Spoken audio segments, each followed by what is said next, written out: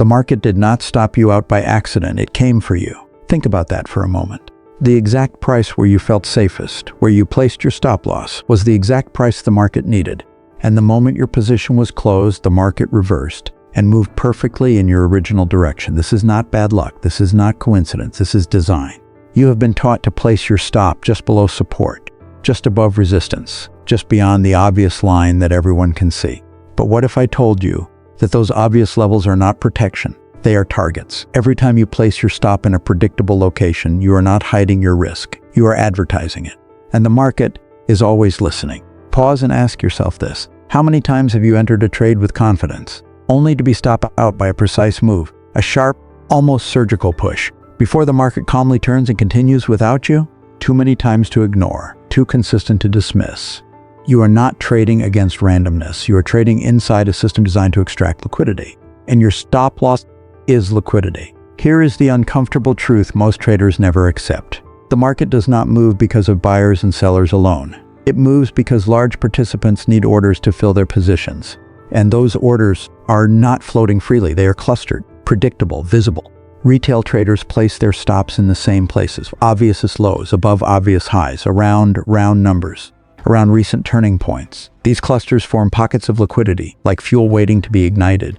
Now consider this. If you were an institution managing millions or billions, where would you execute your orders? Into empty space or into a pool of guaranteed liquidity? Exactly. The market must move into areas where orders exist. It must trigger those stops, not out of malice, but out of necessity. But here's where it becomes dangerous and fascinating, because it does not move there randomly. It hunts. High-frequency algorithms scan the market constantly. They are not emotional. They are not guessing. They are calculating probabilities based on behavior, patterns, repetition. They know where retail traders place stops. They know how you think because your behavior is consistent. And once those clusters are identified, price is driven toward them, not slowly, not gently, but aggressively, just enough to trigger the stops. Then the real move begins.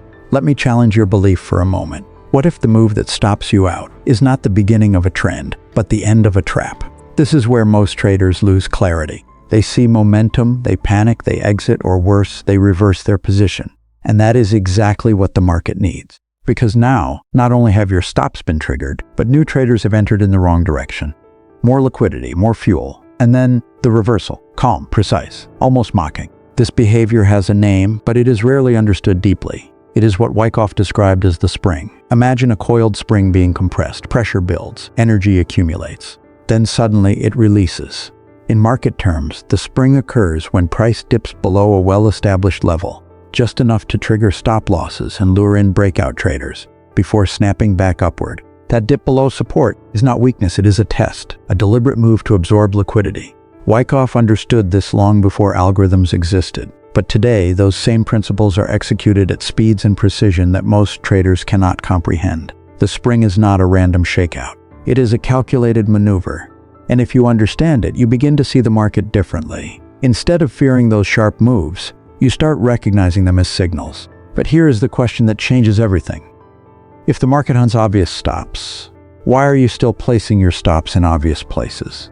This is where the transformation begins. Most traders think risk management means placing a stop at a logical level. But logic in this context is exactly what exposes you. To survive, you must stop thinking like the crowd.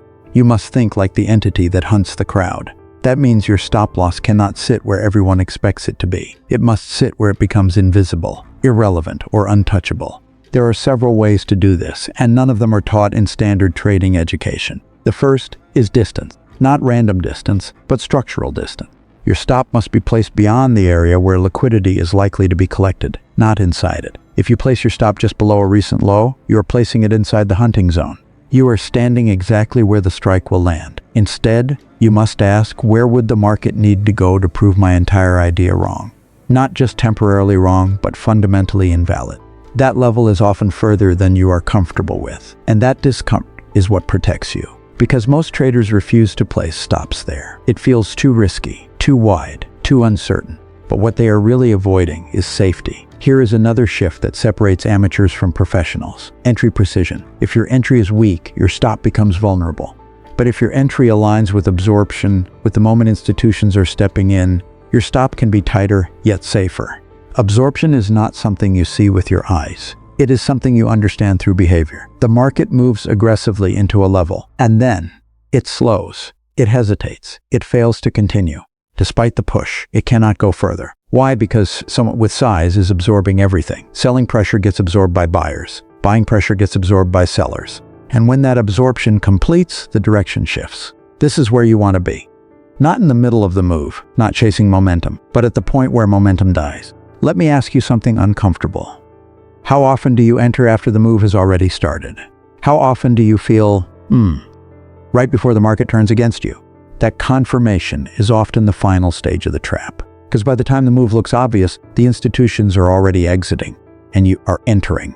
To trade within the shadow of large players, you must learn to anticipate where they need liquidity and position yourself before the crowd reacts.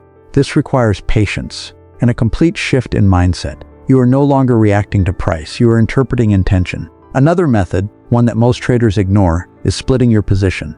Instead of placing a single entry with a single stop, you distribute your entries across a range. This allows you to survive deeper movements without being fully exposed at one price. It also reduces the emotional pressure of being immediately right. Because the market rarely moves in straight lines, it probes, it tests, it manipulates. Your structure must allow for that behavior. And then there is the concept most traders resist the most: not place a stop where everyone can see it at all. This does not mean trading without risk control. That is reckless. It means managing risk mentally or structurally, rather than placing a visible order that becomes a target. Some professionals use what is called a disaster stop, placed far away, while actively managing the position based on real-time behavior. This requires discipline, experience, control, but it removes your visibility from the hunting algorithms. Now, consider what this means. If your stop is no longer predictable, no longer clustered with the masses, you are no longer easy liquidity. You become difficult to exploit, and the moment you become difficult to exploit, your entire trading experience changes. Losses become less frequent, entries become more intentional. Confidence becomes quieter, but stronger. But none of this works if your mindset remains the same. Because at its core, this is not just about strategy, it is about identity. Are you the hunted or the observer of the hunt? The average trader reacts emotionally to every movement. Fear, urgency, impatience. They see the market as something happening to them. The professional sees the market as a process unfolding. They are not surprised by stop hunts, they expect them. They are not shaken by temporary losses. They understand the purpose behind them. They do not chase certainty, because they know certainty is the illusion that traps the crowd. Instead, they operate in probabilities, positioning themselves where the odds quietly shift in their favor. Let this settle in your mind. The goal is not to avoid stop losses. The goal is to avoid being predictable, because predictability is what makes you visible, and visibility is what makes you a target. There is a moment in every trader's journey when frustration turns into clarity, when the question changes from "why does this keep happening to me?" to "what is the market trying to achieve?" That moment is where growth begins. If you listen carefully, the market is always speaking, not in words, but in behavior. Sharp moves into obvious levels, sudden reversals, failed continuations. These are not random events. They are footprints. And once you learn to read those footprints, you realize something powerful. The market is not against you. It simply does not care about you. It moves toward liquidity, wherever it exists. Your job is to stop being that liquidity. So the next time you prepare a trade, do not ask where everyone else would place their stop. Ask where the market expects them to place it. Then, step away from that location. Think deeper, position smarter, hide better. Because in this game, survival belongs to the unseen. And those who learn to remain unseen eventually become the ones who see everything. If this shifted your perspective, then you are beginning to understand what most never will. Because the path to mastering the market begins with mastering the mind.